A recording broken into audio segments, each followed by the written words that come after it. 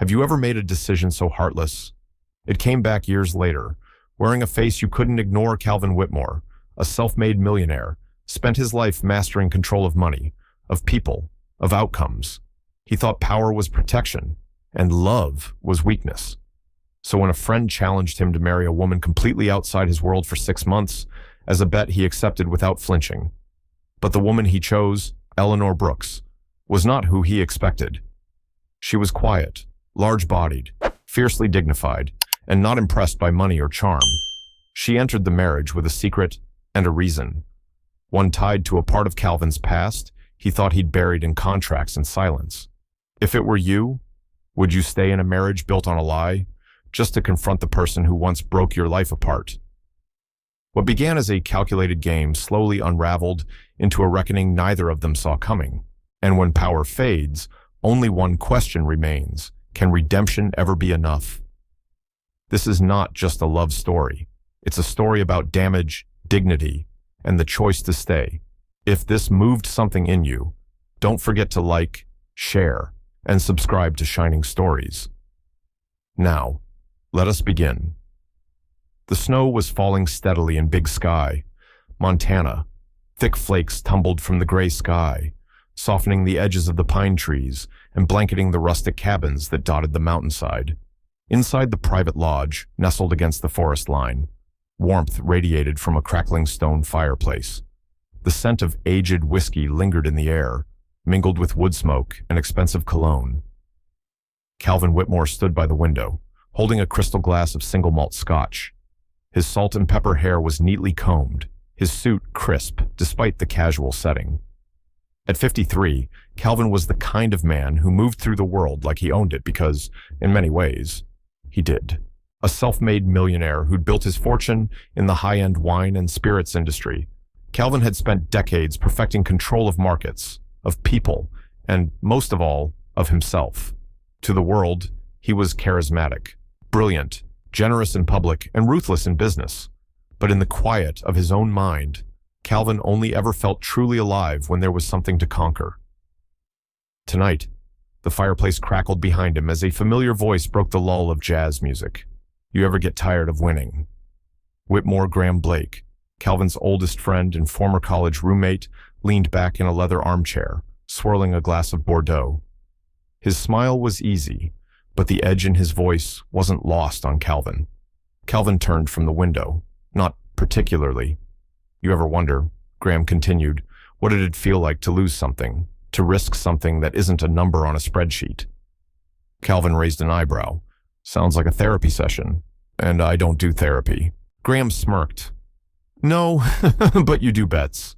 That's your love language, isn't it? The group of 4 other men investors, CEOs, old friends from Harvard chuckled quietly. Calvin's eyes narrowed slightly. He knew that tone.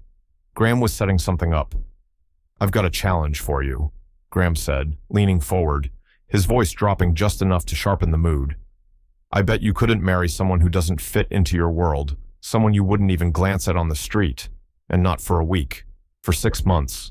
Live with her. Treat her as your wife. Calvin snorted. That's the bet. Marry someone outside of my, type, not just anyone. Graham tapped his phone. I've got someone in mind. She's real. She's not a model. She's not rich. And he grinned. She's not exactly what you'd call your usual pick. Calvin's jaw tightened. He didn't like being cornered, but the laughter in the room, the eyes waiting to see if the king would finally say no, sparked something in him. He took a slow sip of scotch. What's in it for me? $1 million to your charity of choice, Graham said. Or keep it. Doesn't matter. But you have to marry her and stay married under one roof for 6 months. No clauses. No manipulation. No running. The fire popped behind them. The snow outside swirled harder against the windows. Calvin glanced around the room. He saw the doubt in their eyes. They didn't think he'd take it. That's what made it irresistible. I'll need to meet her, he said. Graham smiled. Already arranged. Her name is Eleanor Brooks. You'll meet her next week. But let me be clear, she knows nothing about the bet. At least, not yet. You can come clean, or not. Up to you. Calvin didn't answer right away. He walked back toward the fireplace, feeling the heat against his skin. He had built an empire by taking risks others deemed ridiculous. This was no different. Or so he thought. "I'm in," he said quietly.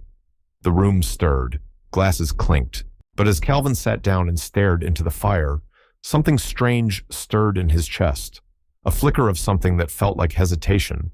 It had been years since he felt that. He shook it off. After all, what was a 6-month marriage compared to a lifetime of victories? The morning sun stretched lazily across the snow-capped ridges of Montana as Calvin Whitmore leaned back in the leather seat of his private jet. The hum of the engines was steady, but his mind wasn't. He kept scrolling through the email Graham had sent the night before, his thumb pausing on the attached photo. Eleanor Brooks. A quiet name for a quiet woman or so, he assumed. In the photo, she stood on the porch of a modest brick home in a cardigan, holding a mug of tea. Her body was large, full-figured, unapologetically so. Her hair was pinned up carelessly, her face free of makeup, but it was her eyes that stopped him clear, steady, and almost distant. She wasn't conventionally beautiful, but there was something else there, something that made him uncomfortable. He closed the screen, tossing the phone onto the seat beside him. "Approaching Laramie, sir." The pilot's voice crackled. Calvin didn't respond. His thoughts wandered. A few hours later, he stepped into a small bookshop cafe tucked inside a refurbished train depot. It was quiet, wooden beams overhead, soft jazz playing from a record player in the corner, and the faint scent of vanilla from a burning candle near the register.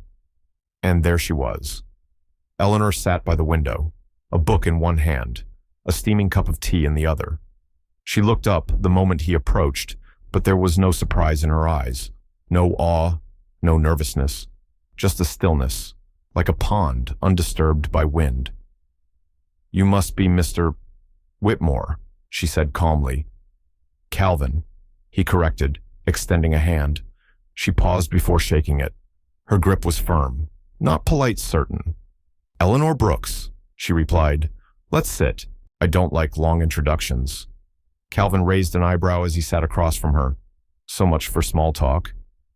She took a sip of tea, then placed the cup down slowly. Her gaze didn't flinch. "I know about the bet." He froze. "What? The one where you're supposed to marry me and live with me for 6 months," she said. "Matter of fact, Graham told me. He thought I'd be offended, but I wasn't." Calvin blinked, leaning back in his chair. "Why on earth would you agree to this?" Then Eleanor tilted her head. "Because I have my reasons. You're not the only one who needs something from this." That sentence sat between them, heavy and unreadable. He studied her, how she sat, how she spoke. There was no flattery, no attempt to impress. She wore who she was, like a well-worn coat, and it was oddly disarming. "So, what are your terms?" he asked. "No pretending," she said immediately. "If we do this, we live together, eat meals, coexist. But I'm not your employee, and I'm not your project. You don't get to fix me. I don't want your money, your influence, or your pity." He nodded slowly, intrigued. "You think I pity you?" "No," she said, eyes sharp. "But men like you often confuse fascination with sympathy." The words sliced deeper than he expected. "I don't want you to fall for me either," she added. "That's not what this is." Calvin leaned forward. "And what is this to you?" "Then a study," she said simply. "A reminder. A reminder of what she gave him, a thin, enigmatic smile, that even powerful men don't always get to control the outcome. They talked for over an hour, not about themselves, really, but about music, childhood towns, people who had changed them. Calvin noticed she deflected personal questions with stories, with parables. She was clever, guarded, and honest in a way that felt unfamiliar. As they stood to leave, he extended his hand again. This time, she didn't hesitate. "We'll be civil," she said. "But don't expect affection. Wouldn't dream of it," he replied dryly. But as he turned away, he caught a glimpse of her in the reflection of the cafe window sitting back down. taking another sip of tea, then staring out the glass as if she had already seen where this road would lead. Later that night, as Calvin stood alone on the balcony of his Sonoma estate, a glass of wine in his hand, he found himself replaying her words in his mind. "You don't get to fix me." It was odd. In business, he always had the upper hand. But with Eleanor Brooks, something told him he might not even be the one holding the cards. And for the first time in a very long time, he wasn't sure that was a bad thing. They married on a Thursday. There were no vows, no music, no crowd of family or friends, just a notary public, 2 signatures, and a silence that echoed louder than any church bell.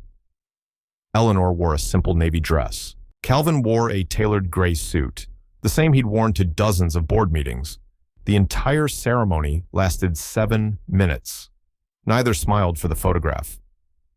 Later that afternoon, they drove up the winding hills of Sonoma, California, Calvin's primary residence and the place they would now share for the next 6 months.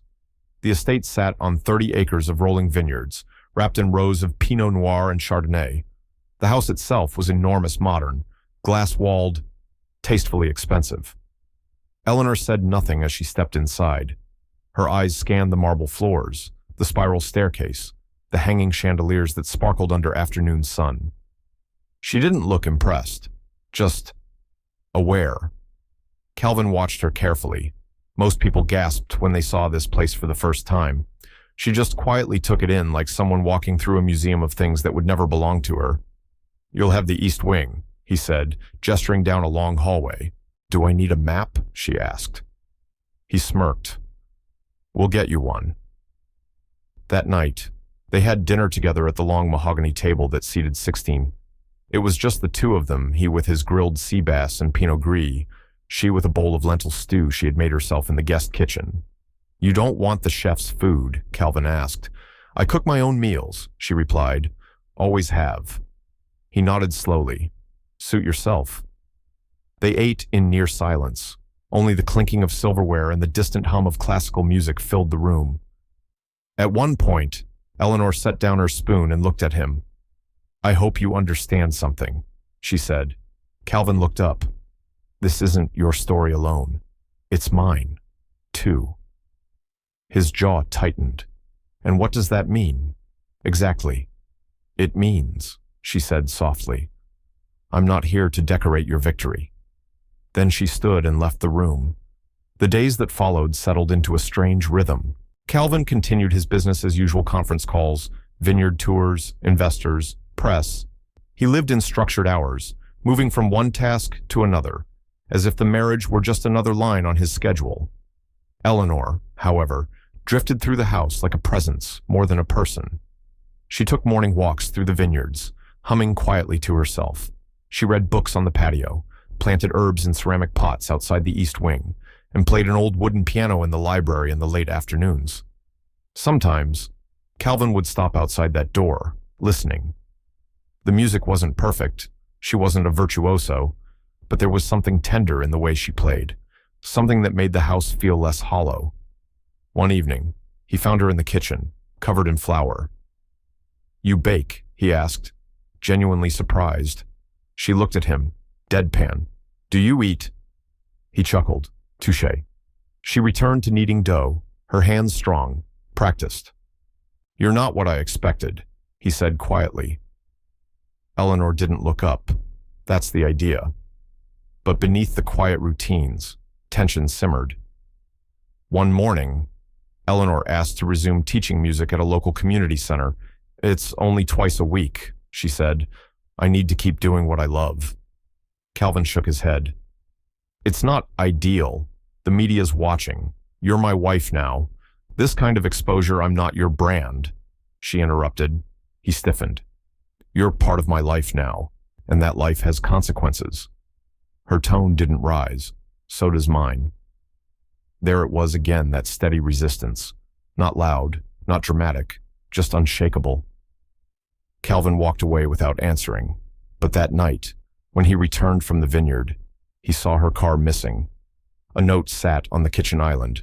"Went to class. See you for dinner." She had gone anyway. The next morning, she placed her breakfast quietly on the porch table. Coffee, one slice of toast, and a single orange. Calvin joined her, uninvited. "You're not going to apologize?" he asked. Eleanor sipped her coffee. "For going to work. For ignoring our agreement. Our agreement," she said, eyes meeting his, "was 6 months of marriage, not 6 months of obedience." The words dropped like stones between them. Calvin leaned back in his chair, exhaling slowly. He was used to people adjusting to him, but she remained herself, as if nothing he said could bend her, break her, or pull her in, and somehow that made her more present than anyone he had ever known. That night, as he watched her walk barefoot through the hallway toward the music room, Calvin felt something unfamiliar stir in his chest, not affection, not admiration. It was the gnawing discomfort of no longer knowing the rules of the game he thought he'd mastered. The rains came early that February in Sonoma. Thick, unrelenting clouds rolled across the Vineyard Hills like an army in slow motion, covering the sky with an uneasy gray. The usual California light was nowhere to be seen. It was in that gloom that the cracks between Calvin and Eleanor began to deepen. It started small. The towels in the guest bathroom were replaced with ones Eleanor bought at a thrift shop, soft, faded, not matching the sleek aesthetic Calvin's designer had chosen. "I like things that feel used," she said simply. "It's a house," Calvin replied, "not a memory box." Then came the books. Eleanor's shelves filled with novels Calvin had never heard of, memoirs of working-class women, poetry about loss and anger, and books on grief, trauma, and self-repair. "You read a lot of pain," he observed one night, half amused. "I read to remember what survival looks like," she said. He didn't ask what she meant by that, but it didn't stop there. Eleanor began inviting people over. Not many, just 2 or 3 women from the community center. They'd gather on the porch for tea, sometimes laughing too loud, sometimes crying softly over things Calvin didn't understand. One evening, as he passed by the open French doors, he caught a sentence that clung to his skin. "Some wounds never close. They just learn to breathe." He didn't know who had said it. He didn't ask. Instead, he retreated to his office, poured a drink, and stared at spreadsheets that no longer soothed him. What unnerved Calvin most wasn't her independence. It was the realization that she didn't need him, not for comfort, not for status, and certainly not for validation. It had been decades since he lived beside someone who didn't orbit his world. One night, after a long dinner where neither of them spoke much, Calvin closed the wine cellar door with a louder thud than necessary. Eleanor, seated at the kitchen island, glanced up. "Do you always punish people with silence?" she asked. He froze, then turned. "Do you always undermine your host's house with rebellion?" She raised an eyebrow. "You married me, Calvin, not a housekeeper. It was a contract." He snapped. 6 months. "You knew what this was." Eleanor stood slowly, voice low but steady. "Yes, I knew. And I agreed. But what I didn't agree to was being handled." The tension between them buzzed like electricity in the air. "You don't belong in this world," Calvin said without thinking. "You don't even try." Her eyes flickered with something hurt, maybe, or something older. She took a breath. "No," she said. "I don't belong in your world. I belong in my own, and that's what you can't stand."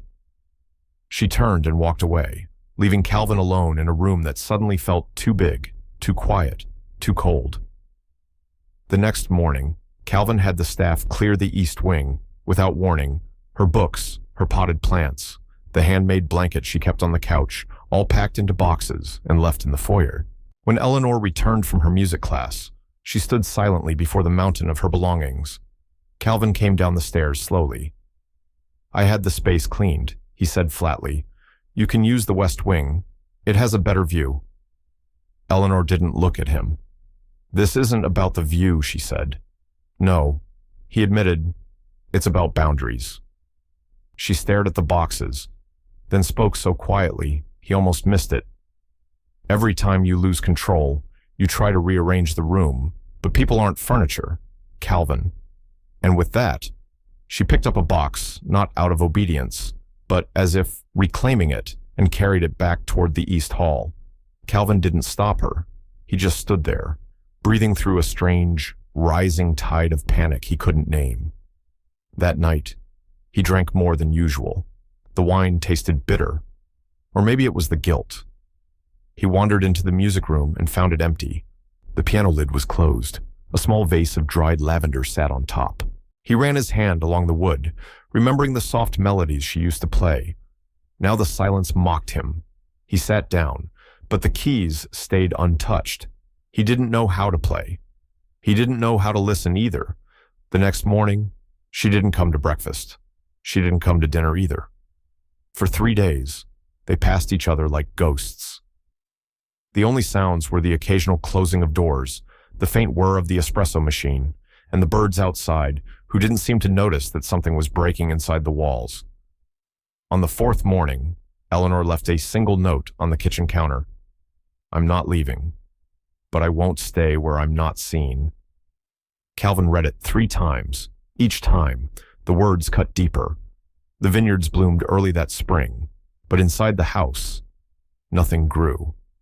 Calvin Whitmore had always prided himself on being a man who solved problems by tightening his grip. When a deal stalled, he pushed harder, pushed. When a competitor rose, he outmaneuvered, and when life got complicated, he compartmentalized. So when Eleanor Brooks began pulling further away, refusing dinners, ignoring questions, avoiding eye contact, Calvin responded the only way he knew how, by tightening his grip. He started with the small things. He adjusted the staff schedules so Eleanor no longer had help in her wing. He moved her teaching supplies to the garage temporarily. He began arranging last-minute meetings during the hours she used the music room, claiming it echoed into his office. When Eleanor didn't flinch, he moved on to her time. "You don't need to go into town 3 days a week," he said one morning over coffee. She raised an eyebrow. "It's what I've always done. Things have changed," he said, sipping. "This marriage requires adjustments." Eleanor stirred her tea without looking up. "So does living with someone who doesn't understand boundaries." Calvin's jaw clenched. "I'm not restricting you. I'm protecting our image." She let out a soft laugh. "Your image, not ours." He didn't answer, and she didn't wait for one. Later that week, Calvin canceled the car service that usually took Eleanor to the community center. When she asked, he replied smoothly, "Thought we could spend more time together."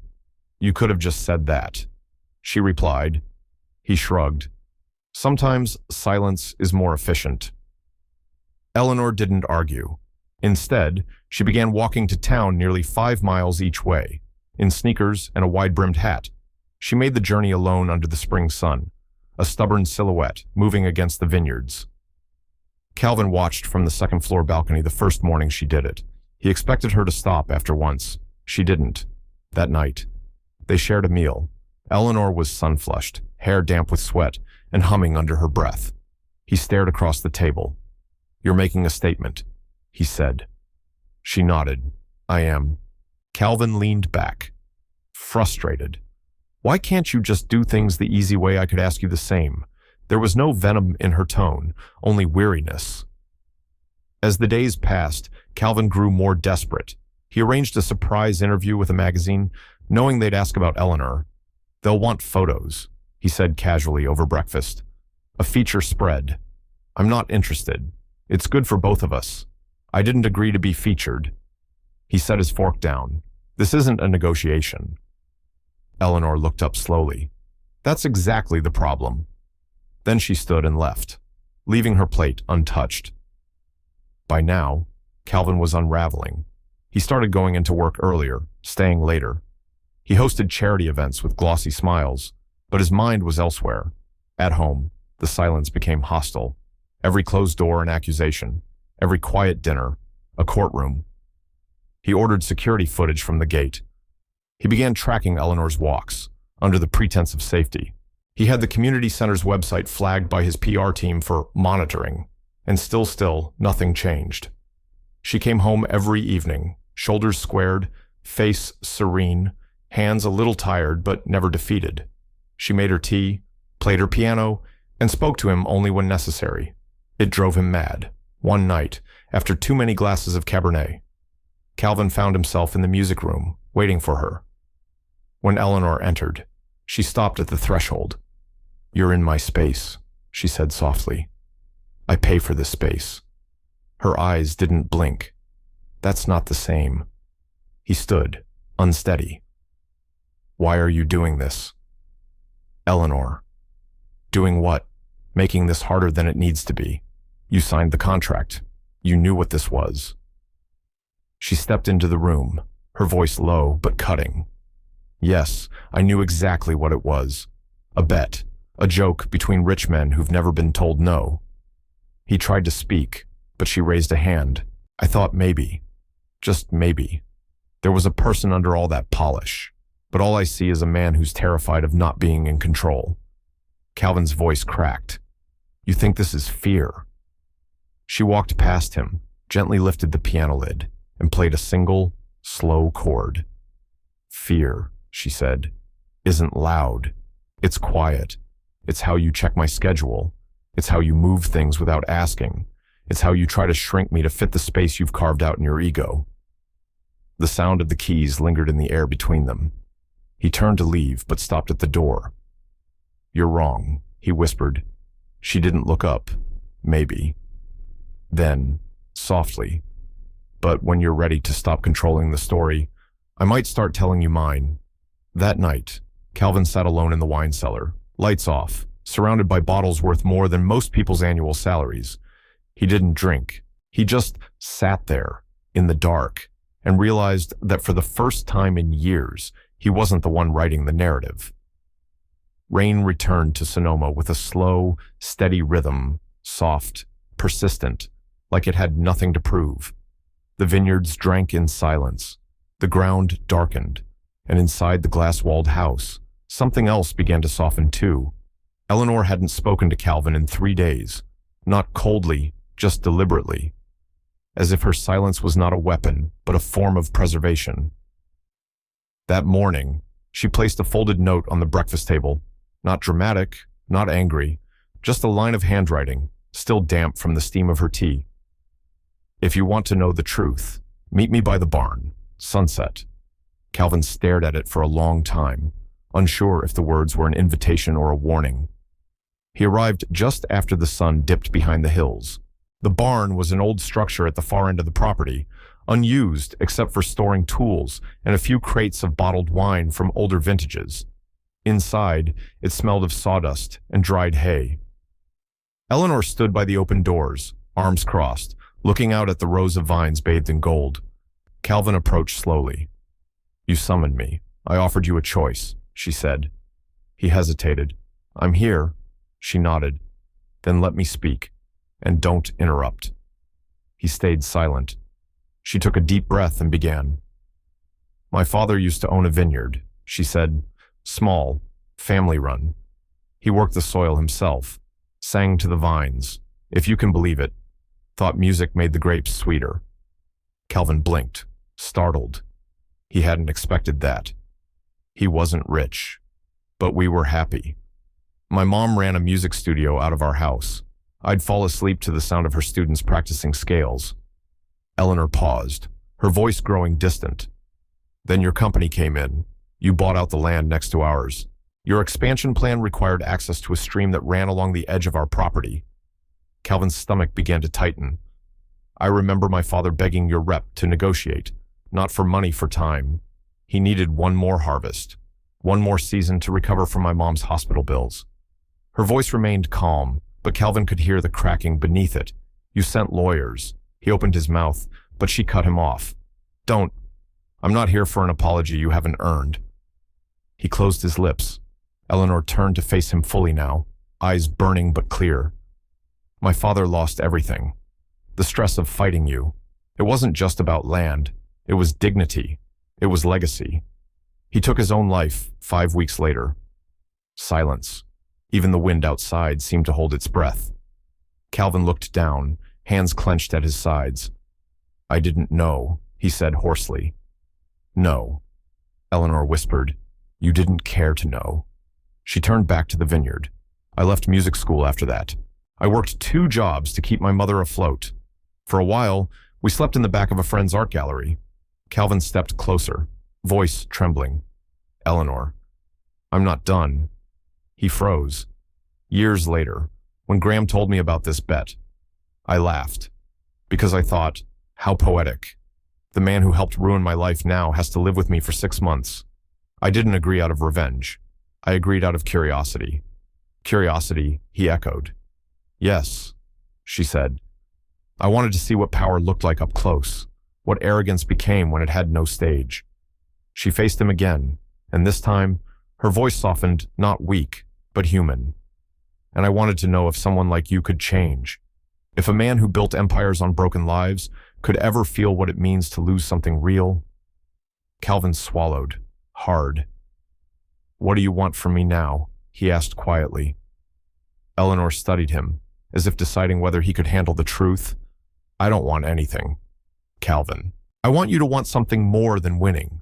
I want you to feel, to sit in the ruin of your choices and ask yourself if the house you built was worth the cost. The barn fell into silence. Outside, the last light of day slipped behind the hills. The vineyard, once glowing, turned a deep, solemn blue. Calvin took a slow breath. Why didn't you tell me earlier?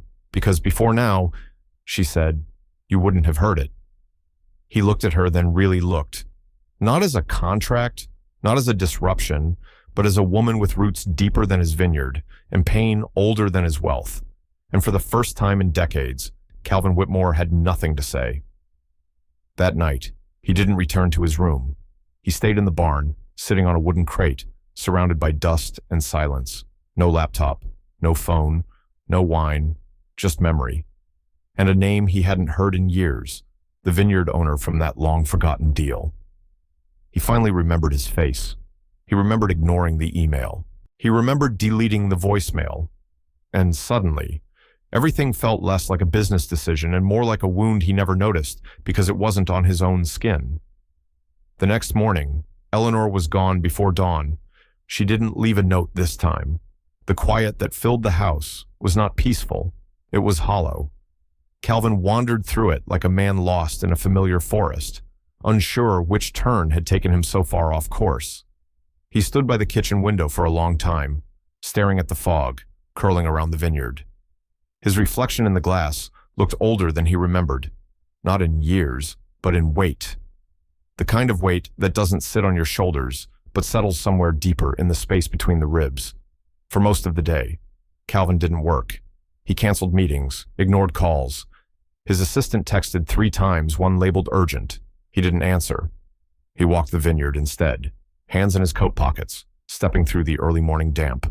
Everything around him, rows of vines, perfectly engineered irrigation lines, million-dollar soil suddenly looked empty. All those years building this kingdom, and for what he had built a fortress so high he couldn't see out of it anymore. By midday, he found himself back in the library, staring at the piano. The lid was still closed.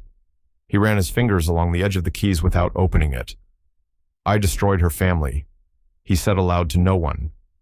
The room, lined with shelves of books he rarely read, seemed to exhale in response. And not just her family. There were others, competitors, employees, partners who trusted him. He had always justified it. Business is not personal. But maybe that was the lie that made him powerful. And maybe it was the lie that made him alone. That night, he cooked dinner, not with the chef, not with the staff, himself. He Googled how to make lentil stew, burned the garlic, forgot the salt, dropped the ladle on the floor, twice. When Eleanor came home, she looked at him standing at the stove, flour on his shirt, frustration on his face, and she paused at the doorway. He didn't look up right away. Then he turned. I didn't know what I was doing, he said. She folded her arms, waiting, in the kitchen. Her expression didn't change, but also, he added, voice quieter, in my life. That made her blink. He gestured to the table. I don't expect you to eat it, but I thought I should try. Eleanor walked over slowly.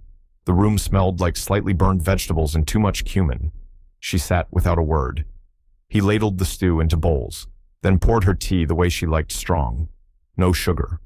For a long moment, they ate in silence. Then she spoke. Why now? Calvin didn't answer right away. He looked down at his bowl, then up at her. Because the silence got louder than I could bear. After dinner, they sat outside, under the covered porch.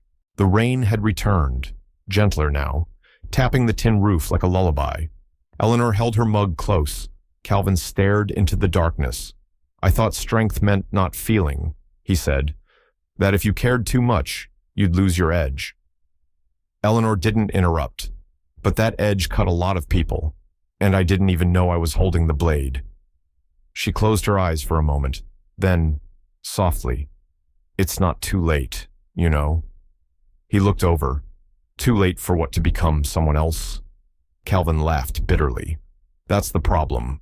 I don't know who else to be. Eleanor turned her head toward him, eyes thoughtful. Maybe you don't need to become someone else, she said. Maybe you just need to stop hiding behind the man you built. That night, Calvin stood in front of the mirror in his bedroom.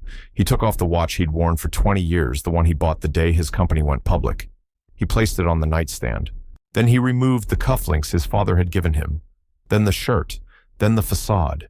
And for the first time in a very long time, Calvin Whitmore saw not the man he had crafted, but the man who had been left behind. And for once, he didn't look away. The next evening, the house smelled like cinnamon and rain. It had been quiet all day, not the tense, sharp-edged kind of silence they'd known before, but something gentler, something waiting. Eleanor was in the music room, sorting through a stack of old sheet music. She didn't look up when Calvin knocked softly on the doorframe. Can we talk? He asked. She didn't move right away. Then, after a moment, she gestured to the seat across from the piano. He sat. The space between them felt both intimate and wide as an ocean. I've been thinking, Calvin began, about what you said, about not knowing who I am. Eleanor nodded, letting him continue. I've spent most of my life believing that success would protect me, that if I controlled every variable, I wouldn't get hurt, wouldn't disappoint anyone, wouldn't be exposed. She tilted her head slightly. And has that worked? His laugh was short. No. Turns out, when you build walls high enough to keep pain out, you keep everything else out too. Eleanor didn't smile, but something in her gaze softened. Calvin continued. I thought I could handle you. That's how I saw it, in the beginning. A challenge. A test. I thought if I just kept doing what I always did, charm, pressure, control, you'd eventually bend. He looked down, ashamed. But you didn't. You just stayed who you were, and I didn't know what to do with that. Eleanor's voice was quiet. What do you want from me, Calvin? He looked up. I want to earn the right to ask you that question. Silence. Then she asked, why now? Because for the first time in my life, he said, I want something that can't be bought or won. I want to understand who you are, and maybe who I could be, too. Eleanor watched him, as if weighing his words against a lifetime of silence. You know, she said finally, when I agreed to this bet, I told myself I could stay numb, that 6 months of cohabiting with a stranger wouldn't change anything, that I'd be the one watching you fall apart. She looked away, toward the shelves of music. But then I started to see things I didn't expect. Calvin's heart quickened. Like what?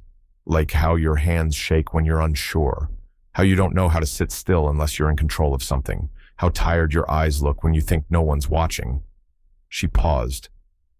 And how underneath all that armor, you're just a man trying to outrun his own loneliness. The words landed like a whisper against stone, not shattering it, but shifting it. I didn't mean to see you, she added. But I did. Calvin swallowed hard. I want to be seen, he said.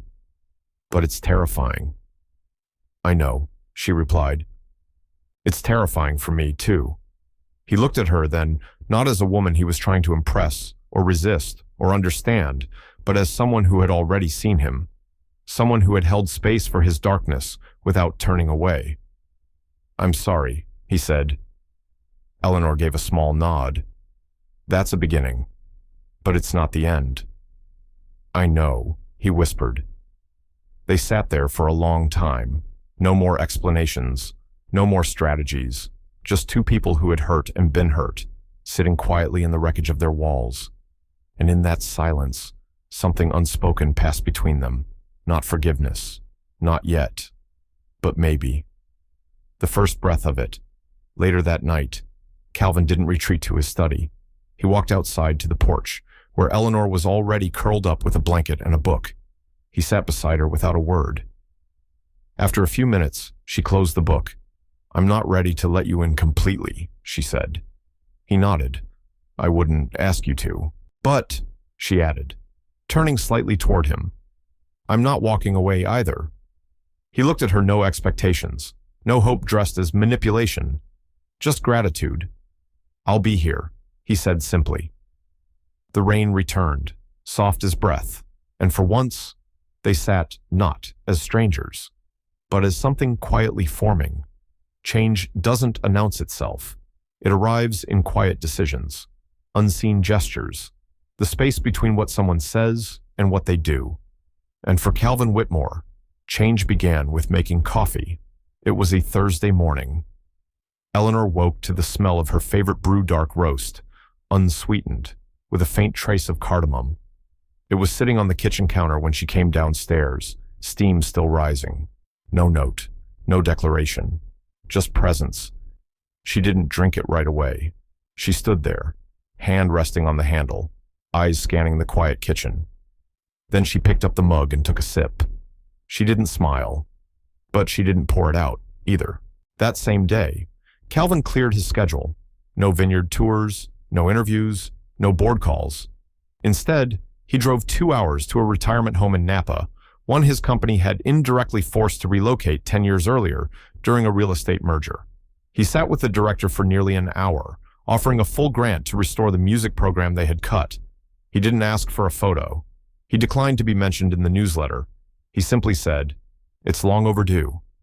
When he left, he felt something he couldn't name. Lighter, maybe, or just honest. At home, he began noticing the little things Eleanor loved. Fresh sage in the kitchen window, a chipped ceramic bowl she always reached for, the way she read the news on paper, not screens. He never said anything, but when the bowl cracked further one evening, she found a similar one waiting in its place the next morning. She said nothing, either, but she used it. 2 weeks passed. Calvin kept showing up, not loudly, not trying to prove himself, just being present. One night, Eleanor found him in the garden, kneeling in the dirt with soil on his jeans, replanting the wildflowers she once mentioned missing from her childhood. You're not very good at that, she said, arms folded, watching him struggle. He looked up, wiping his forehead with the back of his hand. No, I'm not. Then why do it? He paused, then answered honestly, because doing nothing hurts more. They didn't talk much that night, but the silence felt different. It wasn't avoidance, it was coexistence. One morning, Eleanor opened her email and found something unexpected, a forwarded message from Calvin. Subject settlement proposal, 2006, land acquisition. In it, he detailed his plan to revisit several of his company's most aggressive acquisitions, offering financial restitution to families affected, including those who never filed legal claims. He planned to launch a foundation for small vineyards and legacy farms. At the bottom, a single sentence. I can't undo what I did, but I can stop pretending it didn't matter. Eleanor stared at the screen for a long time, not because she doubted his sincerity, but because she recognized it. That sentence wasn't written by a man seeking forgiveness. It was written by a man beginning to forgive himself. Later that evening, they sat on the porch again. No music, just the low hum of crickets and the occasional creak of the wooden swing beneath them. Calvin passed her a cup of tea. This time, she took it without hesitation. After a few quiet minutes, she spoke. You're not the same man I met 3 months ago. He looked over. That's probably true. I still don't trust you completely, she added. He nodded. I wouldn't either. She turned to face him more fully. But I'm starting to believe you're trying. Not for me, for you. A flicker of something passed between them. Not love, not yet, but respect. And in many ways, that was harder to earn. As the sun dipped below the hills, casting long gold streaks across the porch floor. Calvin closed his eyes for a moment. For the first time, he didn't feel like a man counting days until a contract ended. He felt like someone choosing to stay, not because he had to, but because this stillness, this hard-earned softness, was beginning to feel like the life he'd missed while chasing everything else.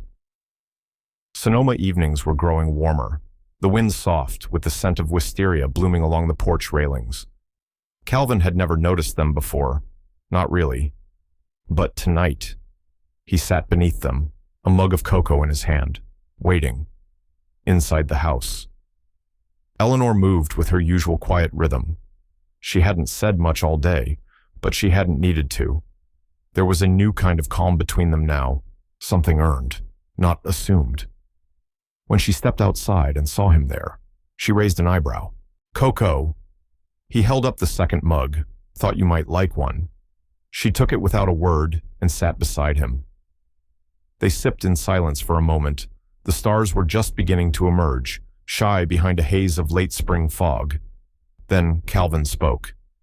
"I've spent most of my life climbing. Always the next thing. Bigger deal, bigger house, bigger title. I never stopped to ask if I even liked the view." Eleanor didn't look at him. She was staring at the vineyard below, her fingers wrapped around the warmth of the mug. "I think a lot of people live that way," she said, convincing themselves the next summit will be the one that feels like home. Calvin exhaled slowly, but it never is. No, she agreed, because home isn't a summit. They fell into another long pause, the kind that used to feel unbearable. Now it felt comfortable, like air between two notes in a melody. "I've been thinking," Calvin said finally, "about what this house looked like before you." She glanced sideways. "Empty." He said, "Expensive." She countered. He smiled faintly. "That too, but lonely." He continued, like a showroom, clean, curated, and utterly disconnected from life. Eleanor took a slow sip. "You don't have to live that way anymore." He looked at her, really looked. There was no challenge in her voice, no test, just a quiet truth laid bare. "I want to ask you something," he said. Eleanor tilted her head slightly.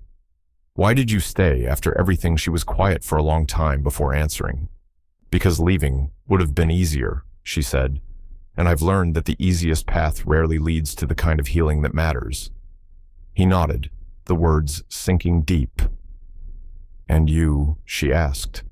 "Why are you still here?" Calvin set down his mug and turned to face her. "Because I want to be someone you'd choose," he said, "even without a contract, even if it took a lifetime to earn that."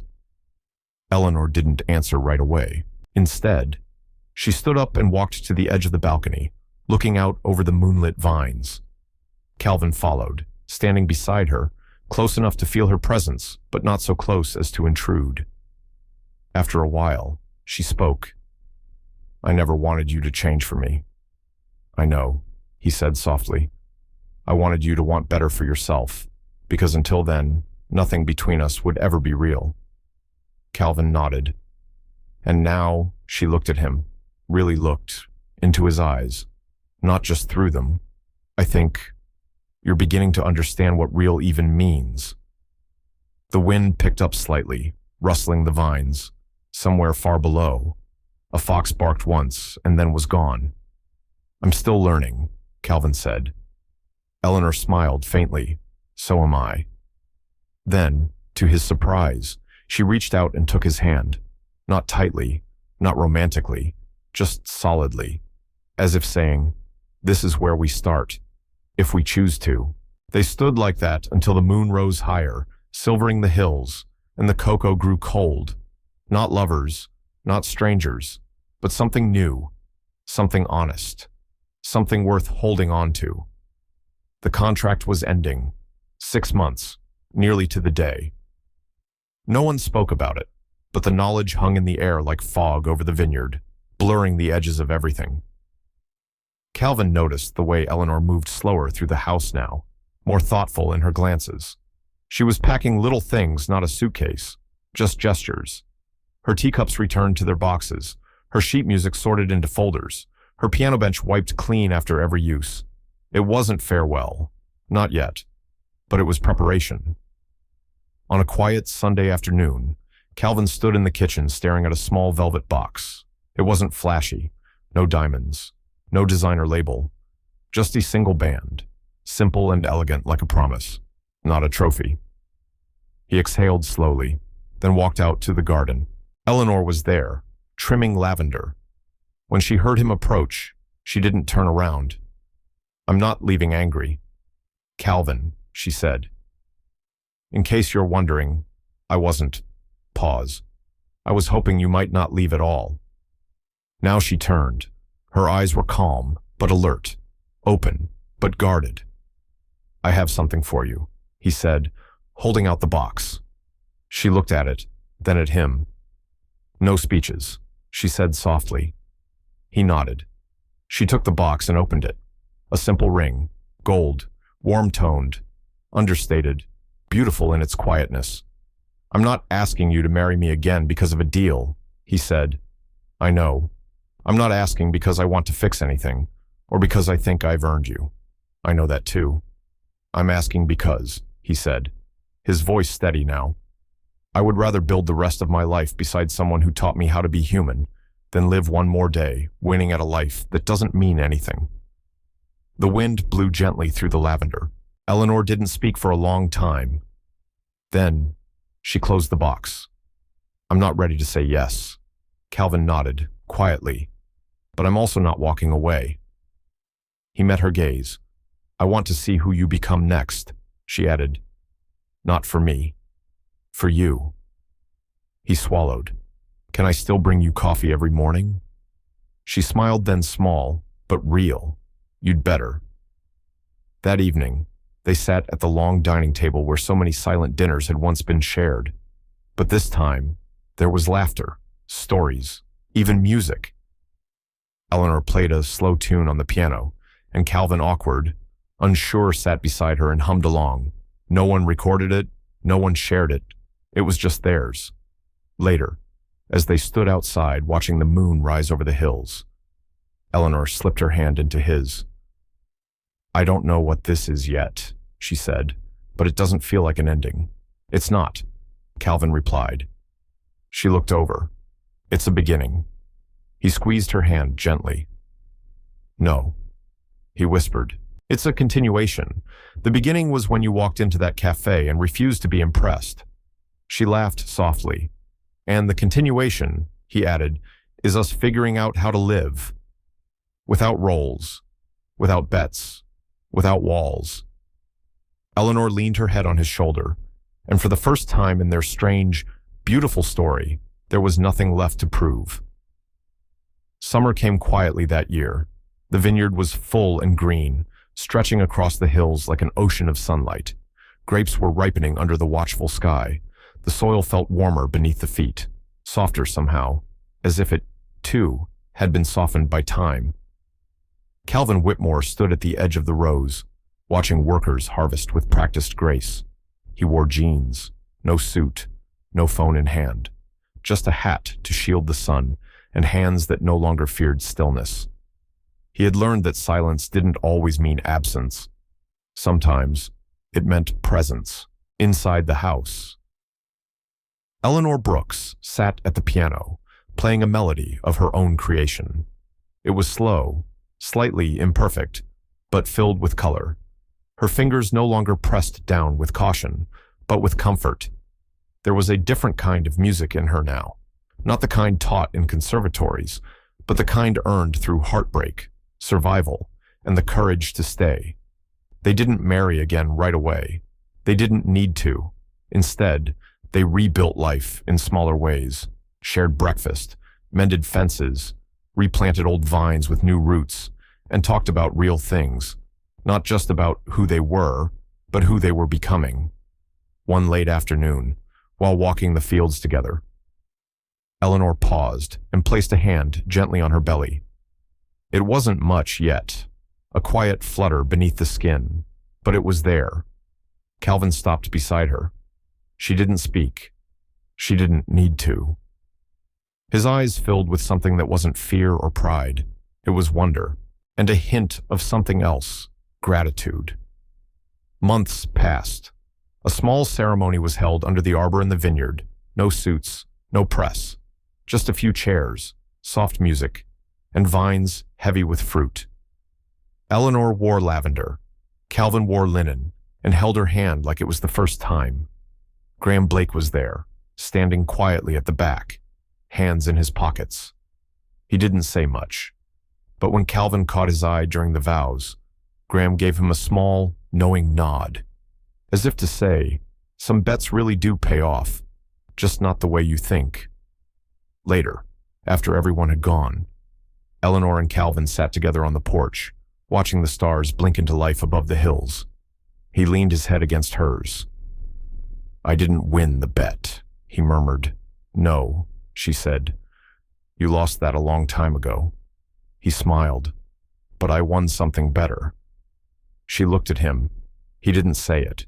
He didn't need to, because it was already there, in the house that no longer echoed. In the vineyard that had learned to grow again, and in the quiet between two people who had once been strangers, but had chosen to stay. What makes a person worthy of love? Is it the shape of their body, the weight of their silence, or the stories etched into the softest parts of their soul? Calvin and Eleanor's story reminds us that love is not a reward for perfection, nor is dignity something to be granted by wealth or status. True love doesn't begin in comfort. It begins in courage, in the willingness to unlearn, to listen, and to see each other without filters. But it also forces us to ask harder questions. Why do we so easily dismiss those who don't fit our narrow definitions of beauty, success, or strength? Why do we reduce people to bodies or labels? Before we ever hear their stories, discrimination doesn't always shout. Sometimes it whispers in silence, in judgment, in absence. And every time we choose not to look deeper, we become part of that silence. If this story touched your heart, let it stay there, not just as a moment, but as a mirror. And if you're ready for more stories that heal, challenge, and connect, don't forget to like, share, and subscribe to Shining Stories. Because sometimes, the stories we least expect are the ones we most need to hear.